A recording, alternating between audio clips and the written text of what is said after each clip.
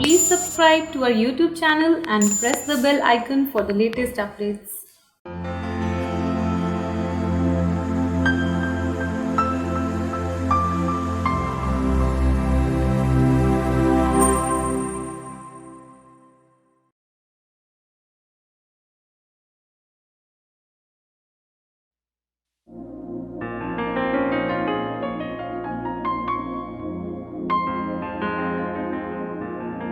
ਇਨਾਂ ਦੇ ਰਾਹ ਅਵਲੜੇ ਨੇ ਇਹ ਬੱਦਲ ਖਾਰੇ ਨੇ ਧਰਤੀ 'ਚ ਸ਼ਬਦ ਬੀਜਦੇ ਇਹ ਅੰਬਰਾਂ ਦੇ ਸਿਰਨਾਵੇਂ ਨੇ ਅੰਬਰਾਂ ਦੇ ਸਿਰਨਾਵੇਂ ਅੰਬਰਾਂ ਦੇ ਸਿਰਨਾਵੇਂ ਅੰਬਰਾਂ ਦੇ ਸਿਰਨਾਵੇਂ ਅੰਬਰਾਂ ਦੇ ਸਿਰਨਾਵੇਂ ਅੰਬਰਾਂ ਦੇ ਸਿਰਨਾਵੇਂ ਅੰਬਰਾਂ ਦੇ ਸਿਰਨਾਵੇਂ।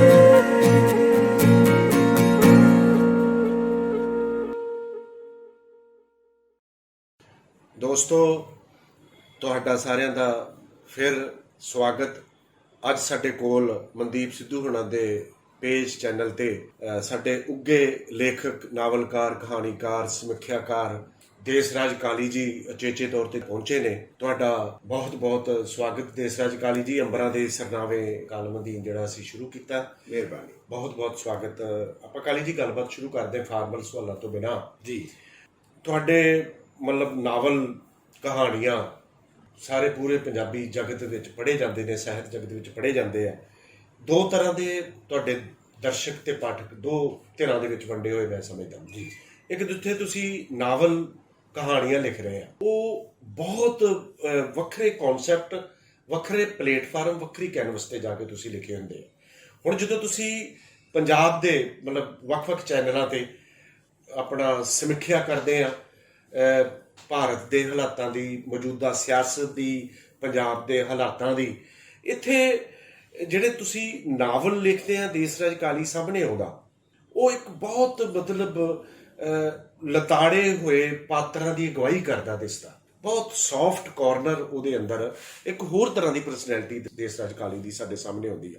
ਤੇ ਜਦੋਂ ਉਹੀ ਦੇਸਰਾਜ ਕਾਲੀ ਮਤਲਬ ਵੱਖ-ਵੱਖ ਚੈਨਲਾਂ ਤੇ ਸਮੀਖਿਆ ਕਰਦਾ, ਉੱਥੇ ਦੇਸਰਾਜ ਕਾਲੀ ਦਾ ਜਿਹੜਾ ਪਰਸਨੈਲਿਟੀ ਆ ਉੱਭਰ ਕੇ ਉਹ ਹੋਰ ਤਰ੍ਹਾਂ ਦੀ ਸਾਹਮਣੇ ਆਉਂਦੀ ਆ। ਇਹ ਦੋ ਪਰਸਨੈਲਿਟੀਆਂ ਵਾ ਤੇ ਇਹਨਾਂ ਦੇ ਵਿਚਕਾਰ ਮਤਲਬ ਇੱਕ ਸਮੀਖਿਆਕਾਰ ਆ, ਇੱਕ ਨਾਵਲਕਾਰ ਆ। ਇਹਨਾਂ ਦੇ ਵਿਚਕਾਰ ਜਿਹੜਾ ਦੇਸਰਾਜ ਕਾਲੀ ਖੜਾ, ਇਹ ਕਿੱਦਾਂ ਉਹਨਾਂ ਦਾ ਆਪਸੀ ਤਾਲਮੇਲ ਕਿੱਦਾਂ ਬਣਦਾ ਉਹਨਾਂ ਦਾ, ਮੈਂ ਵੀ ਜਾਣਨਾ ਚਾਹਾਂਗਾ ਤੇ ਸਾਡੇ ਦਰਸ਼ਕ ਵੀ ਜਾਣਨਾ ਚਾਹਾਂਗੇ।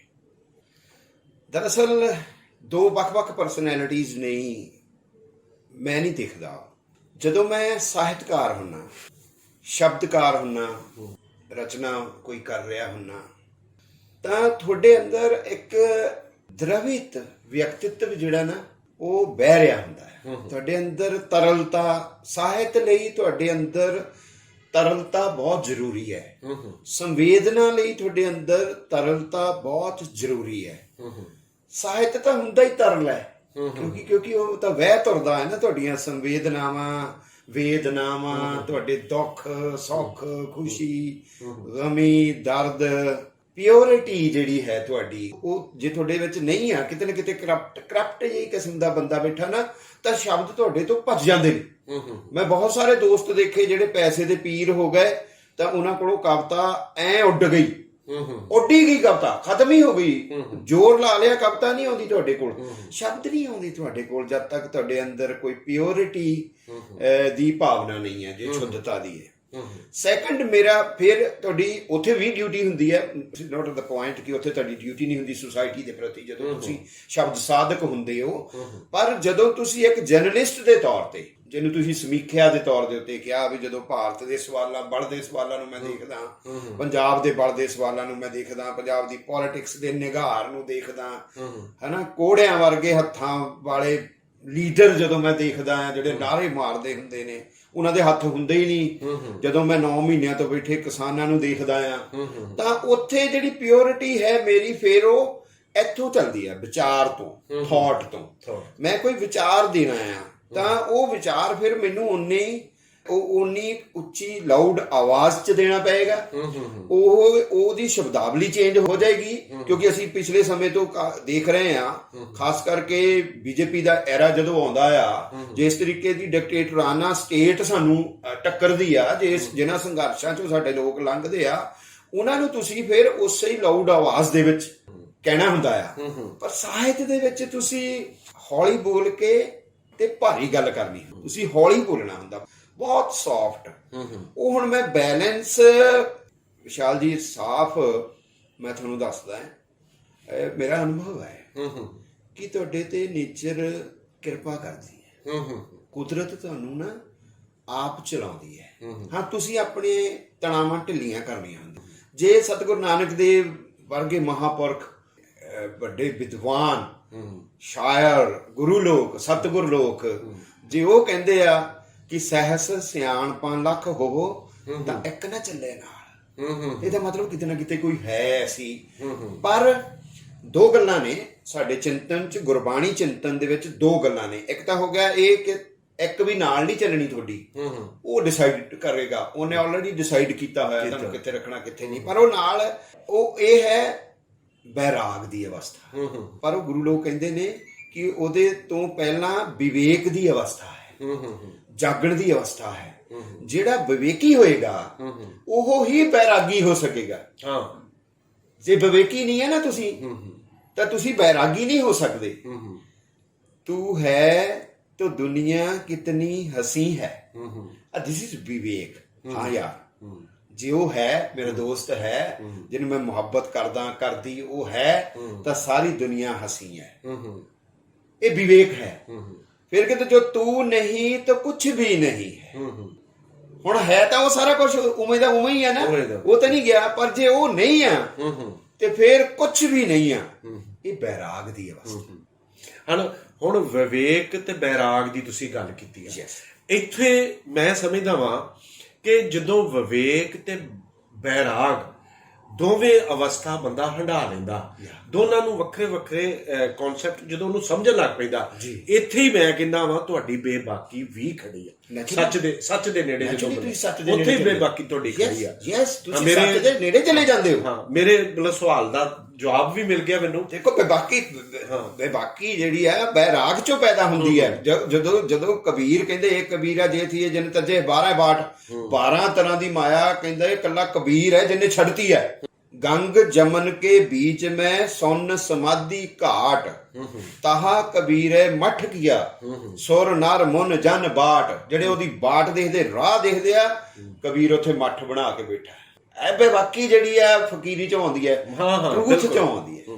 ਅੱਛਾ ਕਾਲੀ ਜੀ, ਮੇਰਾ ਅਗਲਾ ਸਵਾਲ ਇਹ ਆ ਕਿ ਤੁਹਾਡਾ ਨਾਵਲ ਜਿਹੜਾ ਪਰਮੇਸ਼ਵਰੀ ਆ, ਅੰਤਹੀਨ ਆ ਤੇ ਪ੍ਰਥਮ ਪੁਰਾਣ ਹਨਾ, ਇਹ ਬੜੇ ਸਹਿਜ ਮਤਲਬ ਇੱਕ ਵਿਸ਼ੇ ਨੂੰ ਲੈ ਕੇ ਮਤਲਬ ਲਿਖੇ ਹੋਏ ਆ, ਤੁਸੀਂ ਉੱਥੇ ਹੀ ਬੱਝੇ ਹੋਏ ਆ। ਜਦੋਂ ਸ਼ਾਂਤੀਪੂਰਵ ਤਿੱਕਰ ਆਉਣੇ ਆਪਾਂ, ਉੱਥੇ ਦੋ ਲੇਅਰਸ ਮਤਲਬ ਸਮਾਨਾਂਤਰ ਹੋ ਕੇ ਚੱਲਦੀਆਂ। ਇਹਦੇ ਬਾਰੇ ਮਤਲਬ ਇਹ ਕਿੱਦਾਂ ਹੋ ਗਿਆ, ਕਿੱਦਾਂ ਵਾਪਰ ਗਿਆ ਇਹ ਸਾਰਾ ਕੁਝ? ਮੈਂ ਕਦੇ ਵੀ ਲੀਹ 'ਚ ਪੈਰ ਰੱਖ ਕੇ ਨਹੀਂ ਲਿਖਿਆ। ਨਾ ਮੈਂ ਕਹਾਣੀ ਲਿਖੀ, ਨਾ ਮੈਂ ਵਾਰਤਕ ਲਿਖੀ, ਤੇ ਨਾ ਮੈਂ ਨਾਵਲ ਲਿਖੇ ਆਪਣੇ। ਮੈਂ ਆਪਣੀ ਖੂਹ ਆਪ ਪੱਟਦਾ, ਰੋਜ਼ ਹੀ ਖੂਹ ਪੱਟਦਾ ਤੇ ਉਹਦੇ ਚੋਂ ਪਾਣੀ ਪੀਣਾ। ਮੇਰੇ ਜੀਵਨ ਦਾ ਸੁਭਾਅ ਆ। ਮੈਂ ਕਿੱਤਾ ਵੀ ਇਹੀ ਕਰਦਾ, ਮੈਂ ਰੋਜ਼ ਖੂਹ ਪੱਟਦਾ, ਪਾਣੀ ਪੀਣਾ, ਦੂਜੇ ਦਿਨ ਦੀ ਮੈਂ ਪਰਵਾਹ ਨਹੀਂ ਕਰਦਾ। ਜਿਹੜੇ ਪਰਮੇਸ਼ਵਰੀ ਨਾਵਲ ਹੈ ਨਾ, ਉਹ ਵੀ ਇੱਕ ਅਚੰਭਿਤ ਘਟਨਾ ਵਾਂਗ ਮੇਰੇ ਕੋਲ ਆਇਆ। ਮੇਰਾ ਫਸਟ ਨਾਵਲ ਸੀ। ਉਸ ਤੋਂ ਪਹਿਲਾਂ ਮੈਂ ਕਹਾਣੀਆਂ, ਮੇਰੇ 3 ਕਹਾਣੀ ਸੰਗ੍ਰਹਿ, ਕੱਥ ਕਾਲੀ, ਯਹਾਂ ਚਾਹੇ ਅੱਛੀ ਨਹੀਂ ਬਣਤੀ ਔਰ ਫਕੀਰੀ, ਇਹ ਆ ਚੁੱਕੇ ਸੀ। ਮੈਂ ਪਿੰਡ ਛੱਡ ਕੇ ਸ਼ਹਿਰ ਵਸ ਗਿਆ। ਸ਼ਹਿਰ ਵਸਦੇ ਨੂੰ 4-5 ਸਾਲ ਮੈਨੂੰ ਹੋ ਗਏ, ਤਾਂ ਹੌਲੀ ਹੌਲੀ ਮੈਂ ਕੀ ਦੇਖਦਾ ਕਿ ਮੇਰਾ ਪਿੰਡ, ਮੇਰਾ ਪਰਿਵਾਰ, ਮੇਰਾ ਬਾਪ, ਮੇਰੀ ਮਾਂ, ਭੈਣਾਂ, ਭਰਾ, ਆਲਾ ਦੁਆਲਾ, ਉਹ ਮੇਰੇ ਮੱਥੇ 'ਚ ਐ ਚਾਨਣ ਵਾਂਗ ਖਿੜਨ ਲੱਗ ਪਿਆ, ਜਿਵੇਂ ਲਾਈਟਾਂ ਜਗ ਜਾਂਦੀਆਂ ਨੇ ਨਾ। ਉਹ ਮਾਈ ਗॉड, ਮੈਨੂੰ ਐ ਨੱਚਣ ਉਹ ਪਾਤਰ ਜॉइंट, ਮੈਨੂੰ ਬਾਪ ਆਪਣਾ ਐਡਾ ਵੱਡਾ ਕਰੈਕਟਰ ਦਿਖੇ। ਯਾਰ ਮੈਂ ਇਹ ਤਾਂ ਮਹਾ ਵਿਦਵਾਨ ਆਦਮੀ, ਇਹਨੂੰ ਤਾਂ 100 ਕਿੱਸਾ ਜਵਾਨੀ ਯਾਦ, ਨਲਦ ਬਜੰਤੀ, ਰੂਪ ਬਸੰਤ, ਜਾਨੀ ਚੋਰ, ਗੋਲ ਖੁੰਡਾ, ਹਾਤਮ ਤਾਈ, ਹੀਰ, ਉਹ ਪੂਰਨ ਭਗਤ, ਸਾਰੇ ਕਿੱਸੇ, ਜ਼ਿੰਦਗੀ ਬਲਾਸ ਉਹ ਗਾ ਰਿਹਾ, ਜਵਾਨੀ ਕਲਾਮੀ ਗਾ ਗਾ ਕੇ ਸੁਣਾ ਰਿਹਾ। ਉਹ ਪਿੰਡ ਦਾ ਰਾਵਲ ਬੁੜਾ ਜਿਹੜਾ ਕਵਾਲੀਆਂ ਸੁਣਦਾ, ਕੰਧ 'ਚ ਸਿਰ ਮਾਰ ਲੈਂਦਾ ਹੈ ਆਪਣਾ, ਉਹ ਸਾਰੇ ਜਾਗ ਗਏ। ਤਾਂ ਉਹ ਇੱਕ ਬਿਰਤਾਂਤਕ ਪੂਰਾ ਪੈਟਰਨ ਬਣ ਕੇ ਨਾਵਲ ਮੈਂ ਲਿਖਿਆ ਪ੍ਰਣੇਸ਼ਵਰੀ। ਮੇਰੇ ਪਿੰਡ ਦੀ ਉਹ ਸਾਰੀ ਦੁਆਬੇ ਦੇ ਦਲਿਤ ਮਹੱਲੇ ਦੀ ਕਹਿ ਲਓ ਇੱਕ ਕਿਸਮ ਦੀ ਕਲਚਰਲ ਹਿਸਟਰੀ ਹੈ ਉਹ। ਅੱਛਾ, ਸੈਕੰਡ ਫਿਰ ਇਸੇ ਤਰ੍ਹਾਂ ਅੰਤਹੀਨ ਆ ਗਿਆ ਔਰ ਪ੍ਰਥਮ ਪੌਰਾਣ ਆ ਗਿਆ। ਇਹ ਨਾਵਲ ਵੀ ਮੈਂ ਆਪਣੇ ਜੀਵਨ ਦੇ ਵਿੱਚ ਉਸ ਵੇਲੇ ਦਾ ਦੌਰ ਜਿਹੜਾ ਸੀ ਨਾ, ਮੈਂ ਫਿਰ ਕੁਦਰਤ ਨੂੰ ਥੈਂਕਸ ਕਹਿਣਾ ਆ ਕਿ ਉਹ ਦੌਰ ਪੂਰਾ ਚੁੱਪ ਦਾ ਦੌਰ ਸੀ ਸਾਡਾ, ਕਾਲਜ ਦਾ ਦੌਰ, ਉਹ ਤੋਂ ਬਾਅਦ ਨਿਕਲਣ ਦਾ ਦੌਰ। ਉਹ ਜਿਹੜੇ 10-20 ਸਾਲ ਆਪਾਂ ਕਾਲੇ ਹੰਢਾਏ ਪੰਜਾਬ ਨੇ, ਜਦੋਂ ਕੋਈ ਕਲਚਰਲ ਉਹ ਨਹੀਂ ਹੋ ਰਿਹਾ, ਜਿਸ ਵੇਲੇ ਕੋਈ ਸਾਹਿਤਿਕ ਮਹਿਫਲ ਨਹੀਂ ਚੱਲ ਰਹੀ, ਜਿਸ ਵੇਲੇ ਸਮਾਜ ਚੁੱਪ ਹੈ, ਜਿਸ ਵੇਲੇ ਵਿਦਿਆਰਥੀ ਲਹਿਰਾਂ ਚੁੱਪ ਨੇ, ਜਿਸ ਵੇਲੇ ਸ਼ਾਮ ਨੂੰ 5 ਵਜੇ ਸन्नाटा ਆ ਤੇ ਸਵੇਰ ਦੇ 10 ਵਜੇ ਤੱਕ सन्नाटा ਹੀ ਆ, ਔਰ ਤੁਹਾਡੇ ਪਤਾ ਨਹੀਂ ਕਦੋਂ ਦਗੜ ਦੰਗੜ ਹੋ ਜਾਣੀਆਂ। ਉਹ ਦੌਰ ਦੇ ਵਿੱਚ ਮੈਂ ਉਹਨਾਂ ਨੂੰ ਅੰਡਰਸਟੈਂਡ ਕਰ ਰਿਹਾ, ਉਹਨਾਂ ਨੌਜਵਾਨਾਂ ਨੂੰ ਜਿਹੜੇ ਫਰਸਟ੍ਰੇਟ ਹੋ ਰਹੇ ਨੇ, ਡੈਸਪਰੇਟ ਹੋ ਰਹੇ ਨੇ, ਸੁਸਾਇਟੀ 'ਚ ਕਿਵੇਂ ਵਿਚਰ ਰਹੇ ਨੇ। ਤਾਂ ਉਹ ਸਾਰੇ ਇੱਕ ਕਿਸਮ ਦੇ 2 ਦਹਾਕਿਆਂ ਦੀ ਜਵਾਨੀ ਦਾ ਪੀਰੀਅਡ ਮੈਂ ਲੈ ਕੇ ਉਹ ਜਦੋਂ ਕਰੈਕਟਰ ਦੇਖਦਾ ਤੇ ਉਹਨਾਂ ਦੇ ਵਿੱਚ ਵੀ ਇੱਕ ਲੇਅਰ ਜਿਹੜੀ ਆ ਨਾ ਬਣ ਜਾਂਦੀ ਹੈ। ਪਰ ਜਦੋਂ ਮੈਂ ਫਿਰ ਪੋਲੀਟੀਕਲ ਸੋਚਣਾ ਸ਼ੁਰੂ ਕਰਤਾ, ਹੌਲੀ ਹੌਲੀ ਤੁਸੀਂ ਡਿਵੈਲਪ ਕਰਦੇ ਆ, ਜਦੋਂ ਮੈਂ ਪੋਲੀਟੀਕਲ ਸੋਚਣਾ ਸ਼ੁਰੂ ਕੀਤਾ ਫਿਰ ਮੈਨੂੰ ਇਹਨਾਂ ਵਰਤਾਰਿਆਂ ਦੇ ਪਿੱਛੇ ਪਏ ਹਿਸਟੋਰੀਕਲ ਰੀਜ਼ਨਿੰਗਸ ਸਾਹਮਣੇ ਆਉਣੀਆਂ ਸ਼ੁਰੂ ਹੋ ਗਈਆਂ। ਮੈਂ ਕਿਹਾ ਯਾਰ ਆਹ ਵਰਤਾਰਾ ਮੈਂ ਲਿਖ ਰਿਹਾ ਆ, ਬਟ ਇਹ ਵਰਤਾਰੇ ਦੇ ਪਿੱਛੇ ਤਾਂ ਇੰਨੀ ਪੁਰਾਣੀ ਹਿਸਟਰੀ, 100 ਸਾਲ ਦੀ ਪੁਰਾਣੀ ਹਿਸਟਰੀ। ਮੰਨ ਲਓ ਮੈਂ ਕਿਸੇ ਦਲਿਤ ਕਰੈਕਟਰ ਦੀ ਦੱਸ ਰਿਹਾ ਕਿ ਉਹਦੀ ਹਾਲਤ ਇਹ ਹੈ, ਤੇ ਮੈਂ ਕਿਹਾ ਇਹ ਤਾਂ 100 ਸਾਲ ਦਾ ਇਤਿਹਾਸ ਹੈ ਇਹਦਾ, ਇਹ ਕਿੱਦਾਂ ਮਾਈਗ੍ਰੇਟ ਕੀਤਾ, ਕਿਵੇਂ ਤਰੱਕੀ ਕੀਤੀ, ਕਿਵੇਂ ਕਿੱਥੇ ਗਿਆ, ਕਿੱਥੇ ਨਹੀਂ, ਤੇ ਅੱਜ ਤੱਕ ਕਿੱਥੇ ਪਹੁੰਚ ਗਿਆ। ਜਾਂ ਮੈਂ ਕੁਝ ਵਿਚਾਰਧਾਰਕ ਪਹੁੰਚਾਂ ਨੂੰ ਜਦੋਂ ਉਹਨਾਂ ਨਾਲ ਮੈਨੂੰ ਸਾਹਮਣਾ ਕਰਨਾ ਪਿਆ ਤੇ ਮੈਂ ਦੇਖਿਆ ਕਿ ਕੁਝ ਖਾਸ ਵਰਗ ਹਾਸ਼ੀਆਗਤ ਹੋ ਗਏ ਪਿਛਲੇ ਸਮੇਂ ਦੇ ਵਿੱਚ, ਕੁਝ ਖਾਸ ਵਿਚਾਰਧਾਰਾਵਾਂ ਹਾਸ਼ੀਆਗਤ ਕੀਤੀਆਂ ਗਈਆਂ, ਹਨਾ। ਉਹ ਜਿਹੜੀ ਆਈਡੀਓਲੋਜੀ ਦਾ ਇੱਕ ਹੈਜਮਨੀ ਹੈ, ਇੱਕ ਹੈਜਮੋਨਿਕ ਆਈਡੀਓਲੋਜੀ ਨੇ, ਜਿਵੇਂ ਪੰਜਾਬ ਬਾਰੇ ਵਿਸ਼ਾਲ ਜੀ ਦੇਖੋ ਕਿੱਡਾ ਸਾਡੇ ਵਹਿਮ ਪਾਤਾ। ਹਾਲਾਂਕਿ ਉਹ ਸਾਰਾ ਪੋਲੀਟੀਕਲ ਹੈ, ਉੱਤੇ ਆਪਾਂ ਫਿਰ ਗੱਲ ਕਰ ਸਕਦੇ ਹਾਂ ਕਿਤੇ, ਕਿ ਪੰਜਾਬ ਉਹ ਪੂਰਨ ਦੇ ਨਾਂ ਦੇ ਉੱਤੇ, ਪੂਰਨ ਸਿੰਘ ਹੋਰਾਂ ਦੇ ਨਾਂ ਦੇ ਪੰਜਾਬ ਵੱਸਦਾ ਗੁਰਾਂ ਦੇ ਨਾਂ ਤੇ। ਨੋ ਡਾਊਟ ਯਾਰ, ਗੁਰੂ ਸਾਹਿਬਾਨ ਦੀ ਬੜੀ ਵੱਡੀ ਕੰਟਰੀਬਿਊਸ਼ਨ ਆ, ਪਰ ਤੁਸੀਂ ਇਹ ਇੱਕ ਹੈਜਮੋਨਿਕ ਆਈਡੀਓਲੋਜੀ ਦਾ ਜ਼ਿਕਰ ਕਰਕੇ ਜਿਹੜੇ ਸਬ ਕਲਚਰਸ ਨੇ ਛੋਟੇ ਛੋਟੇ, ਮੇਰੀ ਮਾਂ ਰੋਟੀ ਪਕਾਉਂਦੀ ਹੈ, ਪਹਿਲਾ ਫੁਲਕਾ ਰੱਖਦੇ ਹੀ ਬਿਸਮਿਲ੍ਲਾ ਕਹਿੰਦੀ ਹੈ, ਠੀਕ ਹੈ ਜੀ। ਹਾਲਾਂਕਿ ਸਾਡੇ ਆਲੇ ਦੁਆਲੇ ਗੁਰੂ ਗ੍ਰੰਥ ਸਾਹਿਬ ਦਾ ਪਾਠ ਹੋ ਰਿਹਾ, ਬਟ ਉਹਦਾ ਬਿਸਮਿਲ੍ਲਾ ਕਹਿਣਾ। ਜਾਂ ਮੇਰਾ ਬਾਪੂ ਤੱਕੜੀ ਦੇ ਉੱਤੇ ਕੁਝ ਤੋਲਣ ਲੱਗਦਾ ਹੈ, ਕਣਕ ਤੋਲਣੀ ਹੈ ਉਹਨੇ ਛਾਪਾ ਭਰਦਾ ਹੈ, ਜਦੋਂ ਦੂਜੇ ਤਾਂ ਪਾਉਂਦਾ ਕਹਿੰਦਾ ਬਰਕਤਾ। ਉਹ ਬਰਕਤ ਕਿੱਥੋਂ ਆ ਗਿਆ, ਉਹ ਬਿਸਮਿਲ੍ਲਾ ਕਿੱਥੋਂ ਆ ਗਿਆ। ਉਹ ਅਸੀਂ ਜਨਾਜ਼ਾ ਸ਼ਬਦ ਵਰਤ ਲੈਂਦੇ ਹਾਂ, ਸਾਡੇ ਤਾਂ ਜਨਾਜ਼ਾ ਨਹੀਂ ਕਹਿੰਦੇ ਹੈ। ਸੋ ਉਹ ਜਿਹੜਾ ਇੱਕ ਇਨ ਡੈਪਥ ਦੇ ਵਿੱਚ ਸਬ ਕਲਚਰਸ ਪਏ ਨੇ ਪੰਜਾਬ ਦੇ, ਉਹ ਸਾਰੇ ਦੇ ਸਾਰੇ ਖਾ ਲਏ ਅਸੀਂ। ਸੋ ਮੇਰੀ ਲੜਾਈ ਇੱਕ ਦੈਟਸ ਵਾਈ ਉਹ ਸ਼ਾਂਤੀ ਪਰਵ ਹੋ ਗਿਆ। ਸ਼ਾਂਤੀ ਪਰਵ 14ਵਾਂ ਅਧਿਆਇ ਹੈ ਮਹਾਭਾਰਤ ਦਾ, ਔਰ ਉਹਦੇ ਵਿੱਚ ਕੀ ਹੈ ਦੇਖੋ, ਸ਼ਾਂਤੀ ਪਰਵ ਹੈ, ਜੰਗ ਹੋ ਚੁੱਕੀ ਹੈ, ਹੁਣ ਸ਼ਾਂਤ ਸਮਾਂ ਹੈ ਤੇ ਹੁਣ ਜੰਗ ਬਾਰੇ ਚਿੰਤਨ ਕਰਨਾ ਹੈ। ਐਂਡ ਤੁਸੀਂ ਹੈਰਾਨ ਰਹਿ ਜਾਓਗੇ, ਉਹ ਜੰਗ ਬਾਰੇ ਚਿੰਤਨ ਨਹੀਂ ਹੈ, ਜੰਗ ਦੀ ਜਸਟੀਫਿਕੇਸ਼ਨ ਹੈ ਸ਼ਾਂਤੀ ਪਰਵ। ਅਗਰ this is politics, this is not Shanti Parv at ਆਲ, ਇਹ ਤਾਂ ਹਿੰਸਾ ਦੀ ਜਸਟੀਫਿਕੇਸ਼ਨ ਹੈ। ਤੇ ਮੈਂ ਦੇਖਿਆ, ਮੈਂ ਕਿਹਾ ਯਾਰ ਕ੍ਰਿਸ਼ਨ ਸਾਡੇ ਕੋਲ ਪਿਆ ਆ। ਦੇਖੋ ਮੈਥ ਨੂੰ ਜਿਹੜਾ ਸਮਝਣਾ ਨਾ, ਭਾਰਤੀ ਬੰਦੇ ਦੀ ਮਾਨਸਿਕਤਾ ਨੂੰ ਸਮਝਣ ਵਾਸਤੇ ਵਿਸ਼ਾਲ ਜੀ, ਮੈਥ ਨੂੰ ਸਮਝਣਾ ਬਹੁਤ ਜ਼ਰੂਰੀ ਹੈ। ਮੈਥ ਕਿਵੇਂ ਸਮਝਣੀ ਹੈ? ਰਾਮਚੰਦਰ ਹੋਰਾਂ ਦਾ ਜਿਹੜਾ ਬਨਵਾਸ ਹੈ, ਜਦੋਂ ਅਸੀਂ ਜਾਤਕ ਕਥਾਵਾਂ ਪੜ੍ਹਦੇ ਹਾਂ, ਉਹਨਾਂ ਤੋਂ ਬਾਅਦ, ਰਾਮਾਇਣ ਤੋਂ ਬਾਅਦ ਲਿਖੀਆਂ ਗਈਆਂ, ਤਾਂ ਉਹ ਸਾਰਾ ਸਿਲਕ ਰੂਟ ਹੈ। ਉਹ ਇੱਕ ਰਾਜਾ ਦੂਸਰੇ ਰਾਜਿਆਂ ਨਾਲ ਹੌਲੀ ਹੌਲੀ ਸੰਧੀ ਕਰਦਾ ਜਾਂਦਾ ਤੇ ਉਹ ਸਾਰਾ ਰੂਟ ਜਿਹੜਾ ਕਾਹਦਾ ਬਣ ਜਾਂਦਾ, ਵਪਾਰ ਦਾ ਰੂਟ ਹੈ। ਉਹ ਬਾਈ ਹੁੱਕ ਐਂਡ ਕਰੁੱਕ ਸਾਰਿਆਂ ਦੇ ਨਾਲ ਫਿਰ ਉਹ ਘੋੜਾ ਫੇਰਨਾ ਉਹ ਸਾਰਾ। ਜਿਸ ਵੇਲੇ ਰਾਮਚੰਦਰ ਹੋਰੀ ਧਨੁਸ਼ ਤੋੜਦੇ ਨੇ, ਹਾਲਾਂਕਿ ਚਿਲਾ ਤਾਂ ਉਦਾਂ ਹੀ ਚਾੜਿਆ ਜਾ ਸਕਦਾ ਸੀ ਨਾ, ਧਨੁਸ਼ ਤੋੜਦੇ ਨੇ ਤੇ ਸੀਤਾ ਵਰਦੇ ਨੇ ਜਿਹੜੀ ਜਨਕ ਦੀ ਪੁੱਤਰੀ ਹੈ, ਜਿਹੜੀ ਖੇਤ ਚੋਂ ਹਲ ਵਾਉਂਦਿਆਂ ਨੂੰ ਮਿਲੀ ਹੈ। ਤਾਂ ਉਹ ਇੱਕ society the mode of production, ਪਹਿਲਾਂ ਸ਼ਿਕਾਰ ਖੇਡਿਆ ਜਾਂਦਾ ਹੈ, ਉਹ ਤੀਰ ਕਮਾਨ ਨਾਲ ਖੇਡਿਆ ਜਾਂਦਾ, ਧਨੁਸ਼ ਨਾਲ ਖੇਡਿਆ ਜਾਂਦਾ, ਉਹ ਤੋੜਿਆ ਜਾਂਦਾ, ਧਨੁਸ਼ ਟੁੱਟ ਰਿਹਾ ਤੇ ਖੇਤੀ ਸ਼ੁਰੂ ਹੋ ਰਹੀ ਆ। ਅਸੀਂ ਖਾਂਡਵ ਬਣ ਦੀ ਘਟਨਾ ਜਿਸ ਵੇਲੇ ਦੇਖਦੇ ਆ, ਜਿੱਥੋਂ ਭੀਲ ਜਾਤੀਆਂ ਮਾਰੀਆਂ ਜਾਂਦੀਆਂ ਨੇ, ਜਿਹੜੀ ਮਹਾਭਾਰਤ ਦੇ ਵਿੱਚ ਹੈ, ਉਹ ਖਾਂਡਵ ਬਣ ਸਾੜਿਆ ਜਾਂਦਾ। ਵਣ ਸਾੜ ਕੇ ਕੀ ਕਰਨਾ, ਫਿਰ ਵਣ ਸਾੜ ਕੇ ਉੱਥੇ ਖੇਤੀ ਕਰਨੀ ਹੈ। ਸੋ ਇੱਕ ਪੀਰੀਅਡ ਸ਼ਿਕਾਰ ਤੋਂ ਖੇਤੀ ਵੱਲ ਦਾ ਤੁਹਾਨੂੰ ਖੁੱਲਦਾ ਹੈ। ਤੁਸੀਂ ਮੈਥ ਨੂੰ ਏਦਾਂ ਡੀਕੋਡ ਕਰਨਾ ਹੁੰਦਾ, ਹਿਸਟੋਰੀਕਲੀ ਉਹਨੂੰ ਅੰਡਰਸਟੈਂਡ ਕਰਨਾ ਹੁੰਦਾ। ਤਾਂ ਮੈਂ ਉਹ ਮਹਾਭਾਰਤ ਨੂੰ ਅੰਡਰਸਟੈਂਡ ਕਰਦੇ ਮੈਂ ਕਿਹਾ ਯਾਰ ਇਹ ਤਾਂ ਬੜੀ ਵੱਡੀ ਕਨਸਪੀਰੇਸੀ ਹੈ, ਇਹ ਤਾਂ ਹਿੰਸਾ ਦੀ ਜਸਟੀਫਿਕੇਸ਼ਨ ਹੈ। ਦੈਟਸ ਵਾਈ ਮੈਂ ਉਹਦਾ ਨਾਂ ਸ਼ਾਂਤੀ ਪਰਵਰ ਕਰਤਾ। ਤਾਂ ਉਹ ਲੇਅਰਸ ਦੋ, ਇੱਕ ਸਾਡੇ ਕੋਲ ਉਸ ਵੇਲੇ ਕੰਪਿਊਟਰ ਦੀ ਟੈਕਨੀਕ ਵੀ ਆ ਗਈ ਸੀ, ਹਾਈਪਰਲਿੰਕ ਟੈਕਨੀਕ ਕਹਿੰਦੇ ਆ। ਆਪਾਂ ਕੋਈ ਆਰਟੀਕਲ ਪੜ੍ਹ ਰਹੇ ਆ, ਉਹਦੇ ਵਿੱਚ ਇੱਕ ਲਿੰਕ ਹੋਰ ਆ ਜਾਂਦਾ, ਉਹਨੂੰ ਤੁਸੀਂ ਕਲਿੱਕ ਕਰਦੇ ਆ, ਉਹ ਖੁੱਲ ਜਾਂਦਾ। ਤੁਸੀਂ ਸਮਝਦੇ ਕਹਿੰਦੇ ਯਾਰ ਜੇ ਇਹਨੂੰ ਸਮਝਣਾ ਨਾ ਤੇ ਆਹ ਲਿੰਕ ਤੇ ਜਾਓ, ਹੋਰ ਜ਼ਿਆਦਾ ਫਰਦਰ ਸਟੱਡੀ ਕਰੋ। ਉਹ ਲਿੰਕ, ਕਿਉਂਕਿ ਮੈਂ ਕੰਪਿਊਟਰ ਤੇ ਕੰਮ ਕਰਨ ਲੱਗ ਪਿਆ ਸੀਗਾ, ਮੈਂ ਨੈਟ ਜ਼ਿਆਦਾ ਯੂਜ਼ ਕਰਦਾ ਸੀਗਾ ਤੇ ਉਹ ਲਿੰਕ ਮੇਰੇ ਦਿਮਾਗ 'ਚ ਕਿਤੇ ਪਿਆ ਸੀ। ਦੈਨ ਮੈਂ ਇੱਕ ਐਕਸਪੈਰੀਮੈਂਟ ਕੀਤਾ। ਹਾਲਾਂਕਿ ਐਕਸਪੈਰੀਮੈਂਟ ਬਹੁਤ ਔਖੇ ਨਿਭਦੇ ਆ, ਪੰਜਾਬੀ ਵਾਲੇ ਤੁਹਾਨੂੰ ਬਰਦਾਸ਼ਤ ਨਹੀਂ ਕਰਦੇ। ਵੱਡੇ ਵੱਡੇ ਪ੍ਰੋਫੈਸਰ ਕਹਿੰਦੇ ਕਾਲੀ ਕੀ ਲਿਖਦਾ, ਸਾਨੂੰ ਤਾਂ ਨਹੀਂ ਸਮਝ ਆਉਂਦਾ। ਮੈਂ ਦੇਖਦਾ ਕਿ ਆਹ ਕਰੈਕਟਰ ਹੈ ਯਾਰ, ਇਹ ਦਲਿਤ ਕਰੈਕਟਰ ਆ, ਇਹਦੇ ਪਿੱਛੇ 100 ਸਾਲ ਦੀ ਹਿਸਟਰੀ ਆ, ਮੈਂ ਕਿਵੇਂ ਕਰਨੀ।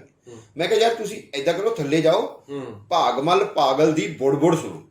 ਉਹ ਬੁੱਢੇ ਨੇ ਤਿੰਨ, ਉਹ ਬੁੜਬੁੜ ਕਰੀ ਜਾਂਦੇ ਨੇ, ਯਾਨੀ ਉਹ ਸੰਵਾਦ ਨਹੀਂ ਕਰਦੇ, ਉਹ ਹਾਸ਼ੀਏ ਤੇ ਤੱਕ ਦਿੱਤੇ ਗਏ ਨੇ। ਦੇਖੋ ਨਾ, ਉਹ ਕੀ ਆ, ਉੱਪਰ ਮੇਨ ਸਟਰੀਮ ਹੈ, ਥੱਲੇ ਹਾਸ਼ੀਆ। ਉਹ ਹਾਸ਼ੀਏ ਤੇ ਧੱਕੇ ਹੋਏ ਬੁੜਬੁੜ ਕਰਦੇ ਨੇ, ਪਰ ਉਹ ਸਾਰੀ 100 ਸਾਲ ਦੀ ਹਿਸਟਰੀ ਦੱਸਦੇ ਨੇ। ਉਹ ਕਹਿੰਦਾ ਇਸ ਬੰਦੇ ਨੂੰ ਸਮਝਣਾ, ਇਸ ਸਿਸਟਮ ਦੀ ਮਾਰ ਸਹਿ ਰਿਹਾ, ਤਾਂ ਕਹਿੰਦਾ ਥੱਲੇ ਚਲੇ ਜਾਓ, ਭਈ ਇਹਨੂੰ ਇੱਥੇ ਛੱਡ ਦਿਓ, ਤੁਸੀਂ ਥੱਲੇ ਚਲੇ ਜਾਓ, ਥੱਲੇ ਕਾਮਰੇਡ ਦੀ ਬੁੜਬੁੜ ਪੜੋ। ਕਾਮਰੇਡ ਫਿਰ ਉਹ ਸਾਰੀ ਸਟੇਟ ਦੀ ਜੋ ਸਿਸਟਮ ਹੈ, ਸਾਰਾ ਸਟੇਟ ਖੋਲ ਕੇ ਰੱਖ ਦਿੰਦਾ ਕਿ ਸਟੇਟ ਦਾ ਕਿਹੋ ਜਿਹਾ ਰੂਪ ਹੁੰਦਾ ਆ। ਹੁਣ ਜਿਵੇਂ ਸਾਡੇ ਕਿਸਾਨ ਮੋਰਚੇ ਨੇ ਸਟੇਟ ਦਾ ਰੂਪ ਲੋਕਾਂ ਦੇ ਸਾਹਮਣੇ ਨੰਗਿਆਂ ਕਰਤਾ ਕਿ ਇਹ ਕਿੱਲਾਂ ਵੀ ਕੱਢ ਸਕਦੇ ਆ, ਬੈਰੀਕੇਡਿੰਗ 12 ਤਰ੍ਹਾਂ ਦੀ ਕਰ ਸਕਦੇ ਆ, ਨਰੇਟਿਵ ਕੱਢ ਸਕਦੇ ਆ, ਤੰਬੂ ਫੂਕ ਸਕਦੇ ਆ, ਠੀਕ ਹੈ ਨਾ। ਉਹ ਸਾਰਾ ਨਰੇਟ ਤੁਹਾਡੇ ਸਾਹਮਣੇ ਖੁੱਲ ਕੇ ਆ ਗਿਆ। ਹੁਣ ਇੱਕ ਇੱਥੇ ਸਵਾਲ ਉੱਠਦਾ, ਮੈਂ ਤੁਹਾਡਾ ਸਾਰਾ ਸਾਹਿਤ ਪੜ੍ਹਿਆ, ਤੁਹਾਡਾ ਕਾਲੀ ਨੂੰ ਮੈਂ ਸਾਰਾ ਪੜ੍ਹਿਆ।